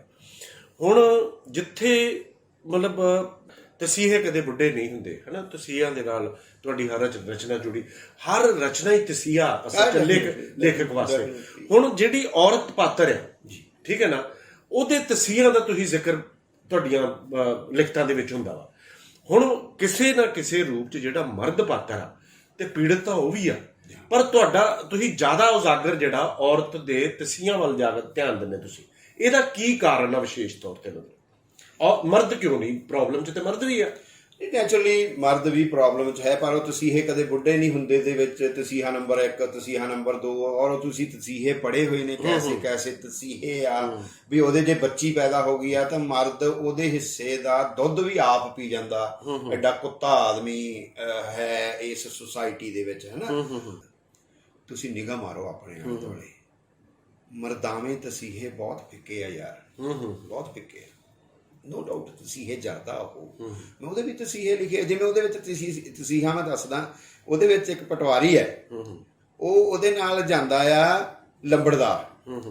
ਦੋ ਥਾਈਂ ਉਹ ਦੇਖਦਾ ਕਿ ਜਿਹੜਾ ਤਾਂ ਲੰਬੜਦਾਰ ਜੱਟਾਂ ਚੋਂ ਆ, ਉਹਨੂੰ ਤਾਂ ਜੱਟੀਆਂ ਜਿਹੜੀਆਂ ਉਹ ਬਹਾਲਦੀਆਂ ਨੇ ਸੋਫੇ ਤੇ ਬਰੋਬਰ ਪਟਵਾਰੀ ਦੇ, ਤੇ ਉਹਨੂੰ ਉਸੇ ਕੱਪ 'ਚ ਚਾਹ ਦਿੱਤੀ ਜਾਂਦੀ ਜੇ ਪਟਵਾਰੀ ਨੂੰ ਦਿੱਤੀ ਜਾਂਦੀ ਆ। ਜਿਹੜਾ ਦਲਿਤਾਂ ਚੋਂ ਹੈ ਤੇ ਉਹਨੂੰ ਪੁੰਜੇ ਬਿਠਾਲ ਕੇ ਤੇ ਖੱਦਰ ਦੇ ਗਲਾਸ ਦੇ ਵਿੱਚ ਚਾਹ ਦਿੱਤੀ ਜਾਂਦੀ, ਉਹਨੂੰ ਸੋਫੇ ਤੇ ਬਹਿਣ ਦੀ ਆਗਿਆ ਵੀ ਨਹੀਂ, ਮੰਜੇ ਤੇ ਬਹਿਣ ਦੀ ਆਗਿਆ ਵੀ ਨਹੀਂ ਦਿੱਤੀ ਜਾਂਦੀ, ਹੈ ਨਾ। ਤਾਂ ਉਹ ਕਿਉਂਕਿ ਪਟਵਾਰੀ ਖੁਦ ਦਲਿਤ ਹੈ, ਤਾਂ ਉਹਦੇ ਅੰਦਰ ਇੱਕ ਤਸੀਹਾ ਉਸ ਲੰਬੜਦਾਰ ਦਾ ਆ। ਅੱਛਾ, ਉਹਨਾਂ ਦੋਨੇ ਲੰਬੜਦਾਰਾਂ ਦੀ ਆਰਥਿਕ ਕੰਡੀਸ਼ਨ ਇੱਕੋ ਜਿਹੀ ਹੈ। ਹਾਲਾਂਕਿ ਜਿਹੜਾ ਦਲਿਤ ਹੈ ਉਹਦੇ ਕੱਪੜੇ ਸਾਫ਼ ਹੁੰਦੇ ਆ, ਦੂਜੇ ਦੇ ਗੰਦੇ ਹੁੰਦੇ ਆ। ਉਹ ਉਹਨੂੰ ਦਿਓਰ ਕਹਿੰਦੀਆਂ ਤੇ ਉਹਦਾ ਉਹ ਨਾਂ ਲੈ ਕੇ ਬੁਲਾਉਂਦੀਆਂ ਨੇ, ਸੇਮ, ਹੈ ਨਾ। ਸੋ ਮਰਦਾਂ ਦੇ ਤਸੀਹੇ ਵੀ ਮੈਂ ਦਿੱਤੇ ਜਿੱਥੇ ਜਿੱਥੇ ਉਹਨਾਂ ਨਾਲ ਜ਼ਿਆਦਤੀ ਹੁੰਦੀ ਹੈ, ਜਾਂ ਉਹਦੇ ਵਿੱਚ ਮੈਂ 84 ਦੇ ਦੰਗਿਆਂ ਦੀ ਜਿਸ ਵੇਲੇ ਗੱਲ ਕਰਦਾ ਤਾਂ ਮੈਂ ਉਹਦੇ ਵਿੱਚ ਕੁੜੀਆਂ ਨੇ ਜਿਹੜੀਆਂ ਘਿਰ ਜਾਂਦੀਆਂ ਨੇ, ਸਿੱਖ ਕੁੜੀਆਂ ਨੇ, ਉਹ ਹੁਣ ਤੱਕ ਉਹ ਡਾਕਟਰ ਬਣ ਗਈ ਆ, ਅਮਰੀਕਾ ਚਲੇ ਗਈ ਆ, ਚਾਈਲਡ ਸਾਈਕੋਲੋਜੀ ਸਪੈਸ਼ਲਿਸਟ ਆ, ਤਾਂ ਵੀ ਉਹਨੂੰ ਅਜੇ ਵੀ ਨਾਈਟ ਵੇਅਰ ਸੁਪਨਿਆਂ ਦੇ ਵਿੱਚ ਉਹ ਦ੍ਰਿਸ਼ ਆ ਜਾਂਦੇ ਨੇ ਜੋ ਦਿੱਲੀ ਦੰਗਿਆਂ ਦੇ ਵਿੱਚ ਹੋਇਆ ਹਨਾ। ਇੱਕ ਉਹਦਾ ਤਸੀਹਾ ਹੈ, ਇੱਕ ਉਹਦੇ ਬਾਪ ਦਾ ਤਸੀਹਾ ਹੈ ਕਿ ਉਹਨੂੰ, ਉਹ ਬਾਬੇ ਨੂੰ, ਬਜ਼ੁਰਗ ਨੂੰ ਗੱਡੀ ਦੇ ਵਿੱਚ ਏਦਾਂ ਲੇਟ ਕੇ ਤੇ ਏਦਾਂ ਬਚ ਕੇ ਜਾਣਾ ਪੈਂਦਾ। ਉਹਨੂੰ ਲੱਗਦਾ ਮੈਂ ਕਾਇਰ ਆ, ਮੈਨੂੰ ਕਾਇਰਾਂ ਵਾਂਗ ਭੱਜਣਾ ਪੈ ਗਿਆ। ਉਹ ਕਹਿੰਦਾ ਮੈਂ ਕਾਇਰ ਨਹੀਂ ਆ, ਸਿੱਖ ਕਾਇਰ ਨਹੀਂ ਹੋ ਸਕਦਾ। ਉਹ ਸਿੱਖ ਦਾ ਤਸੀਹਾ ਹੈ। ਉਹ ਕਹਿੰਦਾ ਕਾਇਰ ਨਹੀਂ ਹੋ ਸਕਦਾ। ਉਹ ਕਰਫਿਊ ਲੱਗੇ ਦੇ ਵਿੱਚ ਗੱਡੀ ਲੈ ਕੇ ਬੰਗਲਾ ਸਾਹਿਬ ਗੁਰਦੁਆਰਾ ਚਲੇ ਜਾਂਦਾ, ਕਰਫਿਊ ਲੱਗੇ ਦੇ ਵਿੱਚ, ਇੰਨੀ ਉਹਦੇ ਅੰਦਰੋਂ ਕਚੈਨ ਆਉਂਦੀ ਆਪਣੇ ਆਪ ਨੂੰ। ਤਾਂ ਮੈਂ ਉਹਦਾ ਤਸੀਹਾ ਵੀ ਉਹਦੇ ਵਿੱਚ ਲਿਖਿਆ। ਪਰ ਮੈਨੂੰ ਲੱਗਦਾ ਸਾਡੇ ਸਮਾਜ ਦੇ ਵਿੱਚ ਔਰਤ ਦਾ ਤਸੀਹਾ ਜਿਹੜਾ ਨਾ, ਉਹ ਮੈਂ ਜਿਸ ਵੇਲੇ ਉਹ ਲਿਖ ਰਿਹਾ ਸੀ, ਮੇਰੇ ਪੋਟਿਆਂ 'ਚ ਲਹੂ ਸਿਮਦਾ ਸੀ ਜਿਸ ਵੇਲੇ ਮੈਂ ਉਹ ਟਾਈਪ ਕਰਦਾ ਸੀਗਾ ਉਹਨਾਂ ਤਸੀਹਿਆਂ ਨੂੰ। ਮਾਈ ਗॉड, ਉਹ ਮੈਂ ਜਰੇ 2 ਮਹੀਨੇ ਮੈਂ ਉਹ ਤਸੀਹੇ ਲਿਖ ਕੇ 2 ਮਹੀਨੇ ਡਿਸਟਰਬ ਰਿਹਾ। ਮਤਲਬ ਨਾਵਲ ਲਿਖਦੇ ਆ ਨੈਚੁਰਲੀ ਕਰੈਕਟਰਸ ਦੇ ਵਿੱਚ ਜਾਂਦੇ ਹੋ, ਜਿਹਨਾਂ ਉਹ ਕਰੈਕਟਰਾਂ ਦਾ ਦਰਦ ਜਿਸ ਵੇਲੇ ਮੈਨੂੰ, ਮਤਲਬ ਇੱਕ ਮਾਂ-ਬਾਪ ਕੀ ਹੋਣਗੇ ਉਹ ਜਿਹੜੇ ਆਪਣੀ ਧੀ ਦਾ ਇੱਕ ਬਜ਼ੁਰਗ ਰਿਸ਼ਤੇਦਾਰ ਤੋਂ ਸ਼ੋਸ਼ਣ ਇਗਨੋਰ ਕਰੀ ਰੱਖਦੇ ਕਿਉਂਕਿ ਉਹਦੀ ਪੈਨਸ਼ਨ ਉਹਨਾਂ ਨੂੰ ਆਉਂਦੀ। ਜੋ ਇਮੈਜਨ ਉਹ ਬੱਚਿਆਂ ਵਾਲੀ ਹੋ ਗਈ ਆ ਤੇ ਉਹਦੇ ਅੰਦਰੋਂ ਉਹ ਨਹੀਂ ਨਿਕਲ ਰਹੀ ਤਰਾਸਦੀ, ਔਰ ਆਪਣੇ ਮਾਪਿਆਂ ਪ੍ਰਤੀ ਉਹਦੇ ਅੰਦਰ ਐਸੀ ਨਫ਼ਰਤ ਭਰੀ ਹੋਈ ਆ ਹਨਾ। ਉਹ ਤਸੀਹੇ ਜਿਹੜੇ ਨੇ ਨਾ, ਉਹ ਅਕਹਿ ਨੇ, ਉਹ ਕਹਿ ਨਹੀਂ ਜਾ ਸਕਦੇ। ਮੇਰੇ ਕੋਲ ਹੋਰ ਸੀਗੇ, ਮੈਂ ਮਸਾਂ ਭੁਲਾਏ ਉਹ। ਮੈਂ ਕਿਹਾ ਯਾਰ ਕਾਲੀ ਜੀ, ਮੈਂ ਹੁਣ ਤੁਸੀਂ ਜਦੋਂ ਤਸੀਹਿਆਂ ਬਾਰੇ ਗੱਲ ਕਰ ਰਹੇ ਸੀਗੇ, ਮੈਂ ਤਸੀਹੇ ਤੁਹਾਡੀਆਂ ਅੱਖਾਂ 'ਚ ਵੀ ਦੇਖੇ, ਉਹ ਕਿੱਦਾਂ ਤਰਲ ਹੋ ਰਹੇ ਆ। ਤੁਸੀਂ ਉੱਥੇ ਪਹੁੰਚੇ ਪਏ ਆ, ਉਹ ਤਸੀਹੇ ਹੁਣ ਵੀ ਤੁਸੀਂ ਚੱਲ ਰਹੇ ਪਾਤਰਾਂ ਦੇ। ਇਸ ਲਈ ਮੈਨੂੰ ਮਤਲਬ ਜੇ ਕਾਲੀ ਆ ਅੱਜ ਹਨਾ, ਕਾਲੀ ਐਵੇਂ ਨਹੀਂ ਬਣ ਗਿਆ, ਠੀਕ ਹੈ ਨਾ। ਮਤਲਬ ਜੇ ਆਪਾਂ ਜਿੱਥੇ ਬੈਠੇ ਆ, ਮਤਲਬ ਸ਼ੂਟ ਹੋ ਰਿਹਾ ਵਾ ਜਾਂ ਸ਼ੂਟ ਕੀਤਾ ਜਾ ਰਿਹਾ, ਕੈਮਰਾਮੈਨ ਉਹ ਐਵੇਂ ਨਹੀਂ ਬਣ ਗਏ। ਮਤਲਬ ਆ ਵੀ ਨਹੀਂ ਬਣ ਗਿਆ, ਇਹ ਵੀ ਨਹੀਂ ਬਣ ਗਿਆ ਹਨਾ। ਆਪਾਂ ਵੀ ਐਵੇਂ ਗੱਲਾਂ ਨਹੀਂ ਕਰ ਰਹੇ ਨੈਚੁਰਲੀ, ਠੀਕ ਹੈ ਨਾ। ਤੇ ਇਹਦੇ ਪਿੱਛੇ ਜੇ ਅੱਜ ਆਪਾਂ ਬੈਠੇ, ਇੱਕ ਬੜਾ ਲੰਬਾ ਇਤਿਹਾਸ ਆ। ਕਾਲੀ ਬਣਨ ਪਿੱਛੇ ਵੀ ਇੱਕ ਲੰਬਾ ਇਤਿਹਾਸ ਆ। ਹੁਣ ਮੈਂ ਪਹਿਲਾਂ ਆਪਣੀ ਕਦੇ ਗੱਲ ਨਹੀਂ ਹੋਈ ਬਕਾਇਦਾ ਤੌਰ ਤੇ ਖੁੱਲ੍ਹ ਕੇ। ਮੈਂ ਚਾਹੂੰਗਾ ਕਿ ਸਾਡੇ ਦਰਸ਼ਕਾਂ ਪਾਠਕਾਂ ਨੂੰ ਪਤਾ ਲੱਗੇ ਆਪਣੇ ਪਰਿਵਾਰਕ ਪਿਛੋਕੜ ਬਾਰੇ ਤੇ ਆਪਣੇ ਜਿਹੜਾ ਘਰ ਦਾ ਮਾਹੌਲ, ਸਾਹਿਤਕ ਪਿਛੋਕੜ ਬਾਰੇ, ਤੇ ਉਹ ਥੋੜੇ ਜਿਹੀ ਮੈਂ ਜਾਣਨਾ ਚਾਹੂੰਗਾ, ਸਾਡੇ ਦਰਸ਼ਕ ਵੀ ਜਾਣਨਾ ਚਾਹੁੰਗੇ। ਇਹ ਵਿਸ਼ਾਲ, ਮੈਂ ਬਹੁਤ ਸਧਾਰਨ ਦੁਆਬੇ ਦੇ ਦਲਿਤ ਪਰਿਵਾਰ 'ਚ ਜੰਮਿਆ। ਫਾਈਨੈਂਸ਼ੀਅਲੀ ਗਰੀਬ, but culturally and intellectually elite ਪਰਿਵਾਰ। ਰੱਜਿਆ ਹੋਇਆ, ਇੰਨਾ ਰੱਜਿਆ ਹੋਇਆ ਕਿ ਆਫਰਿਆ ਹੋਇਆ ਕਹਿ ਲਓ, ਰੱਜੇ ਹੋਏ ਲੋਕ। ਕਿਵੇਂ ਮੈਂ ਦੇਖ ਰਿਹਾ, ਬਚਪਨ 'ਚ ਸਾਡੇ ਪਿੱਛੇ ਵਿਹੜੇ, ਸਾਡਾ ਘਰ ਹੈ, ਉਹਦੇ ਪਿੱਛੇ ਪਛਵਾੜਾ ਖੁੱਲ੍ਹਾ ਹੈ, ਪਿੱਛੇ 2-4 ਘਰ ਨੇ। ਉਹ ਗੁੱਗਾ ਜ਼ਾਰ ਪੀਰ ਨੂੰ ਮੰਨਦੇ ਨੇ, ਔਰ ਹਰ ਸਾਲ ਟੋਲੀ ਖਿਲਾਉਂਦੇ ਨੇ। ਹਰ ਪਿੰਡਾਂ 'ਚ ਹੈਗੇ ਨੇ ਕੁਝ ਪਰਿਵਾਰ ਜਿਹੜੇ ਉਹ ਟੋਲੀ ਖਿਲਾਉਂਦੇ ਨੇ। ਉਹ ਟੋਲੀ ਤੇ ਚੇਲਾ ਆਉਂਦਾ ਹੈ, ਉਹਦੇ ਹੋਰ ਨਾਲ ਆਉਂਦੇ ਨੇ ਗਾਉਣ ਵਾਲੇ। ਸਾਰੀ ਰਾਤ ਗੁੱਗੇ ਦਾ ਗਾਉਣ ਕਰਦੇ ਨੇ, ਡੌਰੂ ਲੈ ਕੇ ਤੇ ਉਹ ਵਜਾ ਕੇ ਕੌਲੀ। ਉਹ ਹੁਣ ਗੁੱਗਾ ਜ਼ਾਰ ਪੀਰ ਜਿਹੜਾ ਹੈ, ਮਾਤਾ ਵਾਸਲਾਂ ਦੀ ਕੁੱਖੋਂ ਪੈਦਾ ਹੋਇਆ ਹੈ, ਬਹੁਤ ਬਹਾਦਰ ਆਦਮੀ ਹੈ ਉਹ, ਔਰ ਨਾਗਾਂ ਦਾ ਦੇਵਤਾ ਹੈ। ਉਹਨੂੰ ਮੁੜ ਕੇ ਨਾਗ ਹੀ ਦੱਸਦਾ ਹੈ। ਉਹ ਲੰਬੀ ਕਹਾਣੀ, ਆਪਾਂ ਉਹਦੇ 'ਚ ਨਹੀਂ ਜਾਂਦੇ। ਤਾਂ ਉਹ ਗੋਰਖ ਦੀ ਦੇਣ ਹੈ। ਮਾਤਾ ਬਾਸਲਾ ਗੋਰਖ ਦੇ ਟਿੱਲੇ ਤੇ ਜਾਂਦੀ ਹੈ, ਉਹਨਾਂ ਦੀ ਸੇਵਾ ਕਰਦੀ ਹੈ, ਬੱਚਾ ਚਾਹੀਦਾ ਹੈ, ਉਹਦੀ ਸੇਵਾ ਕਰਦੀ ਹੈ। ਤਾਂ ਮੈਂ ਦੇਖ ਰਿਹਾ ਕਿ ਮੈਂ 6ਵੀਂ 7ਵੀਂ 8ਵੀਂ 9ਵੀਂ ਤੱਕ ਨਾਥ ਸਾਹਿਤ ਸਾਰਾ ਗੁੱਗੇ ਵਾਲਿਆਂ ਕੋਲੋਂ ਹੀ ਸਿੱਖ ਲਿਆ। ਮੈਂ ਨਾਥ ਸਾਹਿਤ 6ਵੀਂ 7ਵੀਂ 'ਚ ਮੈਂ, ਯਾਨੀ ਆਪਾਂ ਕਹਿ ਸਕਦੇ ਮੈਂ ਗੋਰਖ ਦੀ ਗੋਦੀ 'ਚ ਖੇਡਿਆ ਮੈਂ, ਹੈ। ਮੈਂ ਗੋਰਖ ਦੀ ਗਗਨ ਸ਼ਿਸ਼ਰ ਮੈਂ ਬਾਰਕ ਬੋਲੇ। ਆਹ ਕੈਸੀ ਉਹਨਾਂ ਨੇ ਵਿਆਖਿਆ ਕਰਨੀ ਨਾਥ ਬਾਣੀ ਦੀ, ਉਹਨਾਂ ਦੀ ਲੋਕਾਂ 'ਚ ਰਸਾਈ ਦੀ, ਮਛੰਦਰ, ਚਰਪਟ, ਸਾਰੇ ਮੇਰੇ 6ਵੀਂ 7ਵੀਂ 'ਚ ਮੈਂ ਉਹਨਾਂ ਨਾਲ ਖੇਡਦਾ ਰਿਹਾ, ਚਰਪਟ ਵਾਲਾ ਨਾਲ, ਭਲਵਾਨਾਂ ਨਾਲ, ਹਨਾ। ਮੇਰੀ ਮਤਲਬ ਅਸੀਂ ਕਿੰਨੇ ਰਿਚ ਹੋਵਾਂਗੇ। ਫਿਰ ਸੈਕੰਡ, ਮੇਰੇ ਪਿਤਾ ਜੀ ਉਹ ਅਨਪੜ੍ਹ ਸੀਗੇ, ਪੜ੍ਹੇ ਨਹੀਂ ਸੀ, ਪਰ ਉਹਨਾਂ ਨੇ ਇੱਕ ਵਾਰੀ ਆਪਣੇ ਨਾਨਕਿਆਂ ਦੇ ਗਏ ਤੇ ਬਜ਼ੁਰਗ ਕੋਈ ਕਿੱਸਾ ਗਾਉਂਦਾ ਸੁਣ ਲਿਆ, ਹੀਰ ਗਾ ਰਿਹਾ ਹੈ, ਉਹਨੂੰ ਬੜਾ ਪਸੰਦ ਆਇਆ। ਉਹ ਕਹਿੰਦਾ ਮੈਂ ਸਹੁੰ ਖਾ ਲਈ, ਜਦ ਤੱਕ ਗੁਰਮੁਖੀ ਨਹੀਂ ਸਿੱਖ ਲੈਂਦਾ ਨਾ ਮੈਂ ਪਾਣੀ ਨਹੀਂ ਪੀਣਾ। 3 ਦਿਨਾਂ 'ਚ ਗੁਰਮੁਖੀ ਸਿੱਖੀ ਉਸ ਬਜ਼ੁਰਗ ਕੋਲੋਂ। ਐੜਾ ਮੁਕਤਾ ਕੰਨਾ ਈ ਸਿਆਰੀ ਬਿਹਾਰੀ ਉਹ ਕੜੋ ਦਲਾਵਾਂ, ਇਹ ਅੰਗ ਟਿੱਪੀ ਆਮ ਬਿੰਦੀ ਸਾਰੀ ਮੁਹਾਰਨੀ ਸਿੱਖ ਲਈ। ਉਹ ਕਿਵੇਂ ਸਿੱਖੀ? ਸੁਆਹ ਖਿਲਾਰ ਲਈ। ਉਹ ਬਜ਼ੁਰਗ ਦੱਸੀ ਜਾਂਦਾ ਸੀ, ਉੱਤੇ ਲਿਖੀ ਜਾਂਦੇ ਸੀ, ਬੋਲੀ ਜਾਂਦੇ ਸੀ। 3 ਦਿਨਾਂ ਦੇ ਵਿੱਚ ਗੁਰਮੁਖੀ ਸਿੱਖ ਕੇ ਕਿੱਸਾ ਪੜਿਆ, ਕਿੱਸਾ ਗਾ ਕੇ ਸਿੱਖਿਆ। ਉਹ ਬਜ਼ੁਰਗ ਕੋਲ ਹਫ਼ਤਾ ਰਹੇ ਨਾਨਕੇ ਪਿੰਡ ਆਪਣੇ। ਉਹ ਭਲਵਾਨ ਸੀ ਬਜ਼ੁਰਗ, ਉਹ ਮੈਨੂੰ ਦੱਸਦੇ ਪਿਤਾ ਜੀ, ਹਨਾ, ਇੰਨੀ ਲਗਨ। ਫਿਰ ਤਾਂ ਦਰਜਨਾਂ ਕਿੱਸੇ ਉਹਨਾਂ ਨੂੰ ਜ਼ਬਾਨੀ ਯਾਦ। ਜਿਸ ਵੇਲੇ ਡਾਕਟਰ ਜਗਤਾਰ ਹੋਣੀ ਕਿੱਸਿਆਂ ਤੇ ਕੰਮ ਕਰ ਰਹੇ ਸੀ ਪਟਿਆਲਾ ਯੂਨੀਵਰਸਿਟੀ ਤੋਂ, ਮੇਰੇ ਪਿਤਾ ਜੀ ਤੋਂ ਆਉਂਦੇ ਹੁੰਦੇ ਸੀ ਔਰ ਉਹਨਾਂ ਕੋਲ ਉਹ ਬਹੁਤ ਸਾਰੇ ਕਿੱਸੇ ਲੈ ਕੇ ਗਏ, ਹਨਾ। ਉਹਨਾਂ ਦੇ ਕੋਲ ਪੁਰਾਣੇ ਕਿੱਸੇ ਪਏ ਸੀ। ਫਿਰ ਉਹ ਕਿੱਸੇ ਗਾ ਕੇ ਪੜ੍ਹਦੇ ਹੁੰਦੇ ਸੀ ਪਿਤਾ ਜੀ। ਢਲਾਈ ਦੇ ਕਾਰਖਾਨੇ ਜਾਣਾ, ਸਵੇਰੇ ਜਾਣਾ, ਸ਼ਾਮੀ ਵਾਪਸ ਆਉਣਾ 5-6 ਵਜੇ, ਇਸ਼ਨਾਨ ਕਰਨਾ, ਰੋਟੀ ਛਕਣੀ ਹੈ ਤੇ ਘੀ ਸ਼ੱਕਰ ਰਲਾ ਕੇ ਖਾ ਲੈਣਾ। ਲਾਈਟ ਨਹੀਂ ਸੀ ਹੁੰਦੀ, ਦੀਵਾ ਲਾਉਣਾ, ਦਵਾਖੜੀ ਤੇ ਦੀਵਾ ਲਾਉਣਾ ਤੇ 1 ਘੰਟਾ ਗਾ ਕੇ ਪੜ੍ਹਨਾ ਤੇ ਅਸੀਂ ਉਹਨਾਂ ਦੇ ਢਿੱਡ ਤੇ ਬੈਠੇ ਹੋਣਾ। ਯਾਨੀ ਜਾਨੀ ਚੋਰ ਦੇ 12 ਹਿੱਸੇ, ਗੋਲ ਖੁੰਡੇ ਦੇ 12 ਹਿੱਸੇ, ਜ਼ਿੰਦਗੀ ਵਿਲਾਸ, ਸੁਪੁੱਤਰ ਵਿਲਾਸ, ਸਾਧੂ ਦਇਆ ਸਿੰਘ ਆਰਿਫ ਦਾ, ਪੂਰਨ ਭਗਤ, ਦਰਜਣਾ ਕਿੱਸੇ ਮੈਂ ਸੁਣੇ ਉਹਨਾਂ ਕੋਲੋਂ। ਉਹ ਮੈਨੂੰ ਅਜੇ ਵੀ ਜਵਾਨੀ ਯਾਦ ਨੇ। ਉਹ ਜਵਾਨੀ ਯਾਦ ਨੇ। ਯਾਨੀ ਮਤਲਬ ਜਿਹੜਾ ਕਾਲੀ ਦੇ ਨਾਥ ਪਿਤਾ ਸੀ ਜਿਹੜਾ, ਹਨਾ, ਉਹ ਉਹੀ ਉਹਦਾ ਹੀ ਲਹੂ ਜਿਹੜਾ ਵਾ ਯਾਰ ਟਰੈਵਲ ਕਰ ਰਿਹਾ ਕਾਲੀ, ਹਾਂ, ਕਾਲੀ ਦੀਆਂ ਰਗਾਂ 'ਚ ਨਾਥ ਮਤਲਬ ਬੋਲ ਰਿਹਾ। ਫਿਰ ਨਾਥ ਮਾਤਾ ਵੀ ਬੋਲਦੀ ਆ। ਮੇਰੀ ਬੀਜੀ ਜਿਹੜੇ ਸੀਗੇ ਉਹ ਫੋਕ ਦੇ ਏਡੇ ਆਰਟਿਸਟ, ਉਹਨਾਂ ਨੂੰ ਇੰਨੇ ਗਾਉਣ ਆਉਂਦੇ ਸੀ, ਇੰਨੀਆਂ ਘੋੜੀਆਂ, ਇੰਨੀਆਂ ਸਿੱਠਣੀਆਂ, ਇੰਨੇ ਸੁਹਾਗ। ਮੈਂ ਅੱਜ ਉਹਦਾ ਮਤਾਲਿਆ ਕਰਦਾ। ਉਹ ਕਹਿੰਦੇ ਗਾਉਣਾ ਉਹਨਾਂ ਨੇ ਸੁਹਾਗ। ਨੀਵੇਂ ਨੀਵੇਂ ਆ ਜਾ ਬਾਲਮਾ ਵੀ ਮੈਂ ਕੰਨਿਆ ਕੁਆਰੀ ਹੈ, ਪਰਦੇ ਨਾਲ ਮਿਲਣਾ ਮੈਨੂੰ।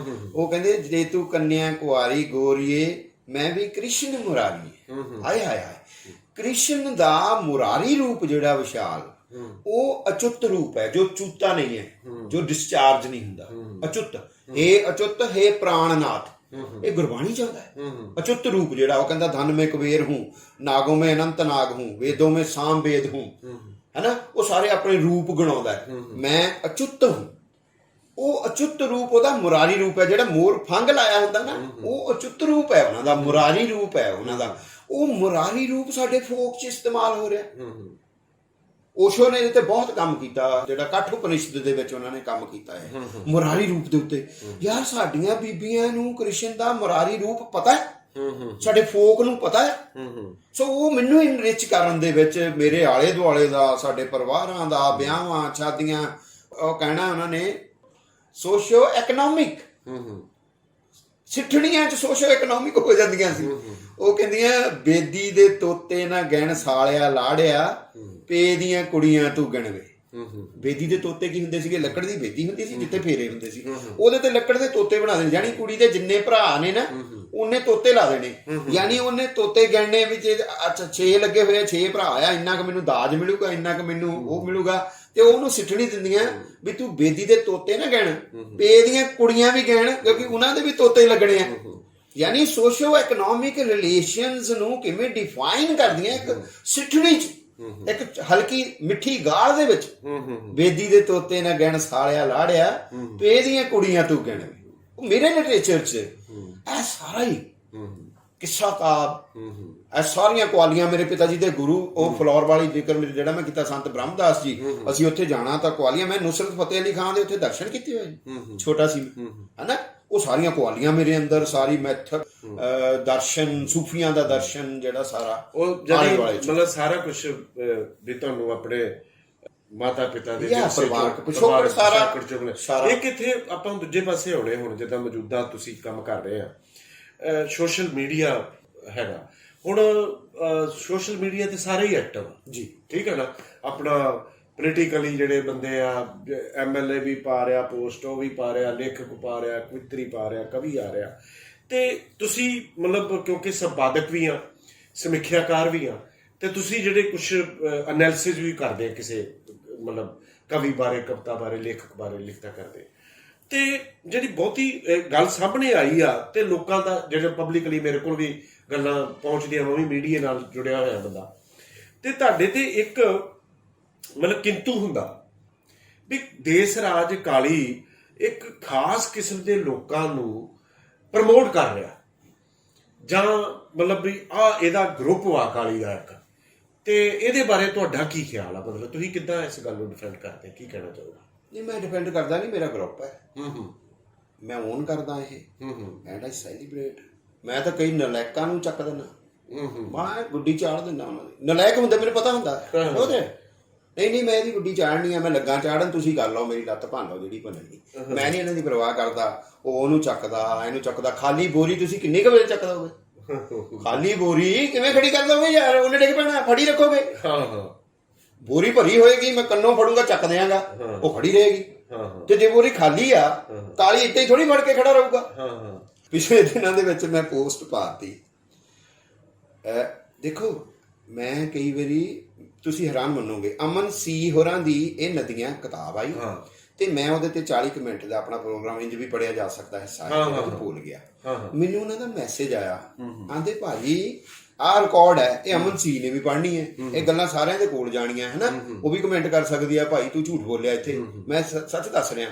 ਮੈਨੂੰ ਕਹਿੰਦੀ ਆਪਾਂ 15 ਸਾਲ ਪਹਿਲਾਂ ਹਰਲੀਨ ਸੋਨਾ ਚੋਣਾਂ ਤੇ ਖੜੀ ਸੀ ਪੰਜਾਬੀ ਅਕਾਦਮੀ ਦੀਆਂ ਲੁਧਿਆਣੇ ਦੀਆਂ, ਤੇ ਮੈਂ ਉਹਦੇ ਨਾਲ ਖੜੀ ਸੀ, ਤੇ ਅਸੀਂ ਤੁਹਾਨੂੰ ਉਹ ਫੜਾਇਆ ਸੀਗਾ ਪੈਨਲ ਕਿ ਤੁਸੀਂ ਇਸ ਪੈਨਲ ਨੂੰ ਪਾਇਓ। ਆਪਣੀ ਇੰਨੀ ਮੁਲਾਕਾਤ ਆ। ਇਹ ਅਮਨ ਸੀ ਸਿੰਘ ਹੋਰਾਂ ਦਾ ਵਰਜਨ ਹੈ। ਗਗਨਵੀਰ ਦੀ ਨਾ ਮੈਂ ਕਦੇ ਸ਼ਕਲ ਦੇਖੀ, ਨਾ ਫੋਨ ਤੇ ਗੱਲ, ਨਾ ਫੇਸਬੁੱਕ ਤੇ, ਨਾ ਫੇਸਬੁੱਕ ਫਰੈਂਡ। ਉਹਨੇ ਮੈਨੂੰ ਕਿਤਾਬ ਭੇਜ ਦਿੱਤੀ ਆਪਣੀ, ਪਤਾ ਨਹੀਂ ਕਿੱਥੋਂ, ਨਵੀਂ ਕੁੜੀ ਹੈ। ਮੈਂ ਹੈਰਾਨ ਹੋ ਗਿਆ, ਮੈਂ ਯਾਰ ਇਟਸ ਬਿਊਟੀਫੁਲ। ਮੈਂ ਉਹਦੇ ਤੇ ਬੋਲ ਦਿੱਤਾ। ਮਨਦੀਪ ਔਲਖ ਨੂੰ ਮੈਂ ਇੱਕ ਅੱਧੀ ਵਾਰੀ ਗਦਰੀ ਮੇਲੇ ਤੇ ਮਿਲਿਆ, ਸਾਡੀ ਸਤਿ ਸ੍ਰੀ ਅਕਾਲ ਹੋਈ, ਹੋਰ ਕੋਈ ਗੱਲ ਨਹੀਂ ਕਦੇ ਵੀ ਹੋਈ। ਮੈਂ ਉਹਦੀ ਕਿਤਾਬ ਆਈ, ਮੈਂ ਹੈਰਾਨ, ਮੈਂ ਪੜ੍ਹ ਦਿੱਤਾ, ਉਹਦੇ ਤੇ ਪੜ੍ਹ ਦਿੱਤਾ। ਠੀਕ ਹੈ ਨਾ। ਅੱਛਾ, ਫਿਰ ਕਈ ਕੁੜੀਆਂ ਨੇ ਜਿਨ੍ਹਾਂ ਤੇ ਮੈਂ ਬੋਲਤਾ, ਕਈ ਬੰਦੇ ਨੇ।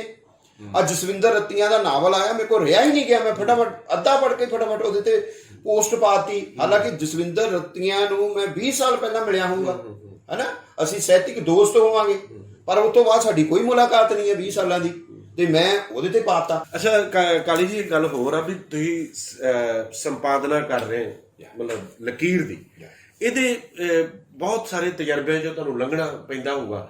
ਇਹਦੇ ਬਾਰੇ ਸੰਖੇਪ ਦੇ ਵਿੱਚ ਮਤਲਬ ਕੀ ਕਹਿਣਾ ਚਾਹੋਗੇ ਤਜਰਬਿਆਂ ਬਾਰੇ?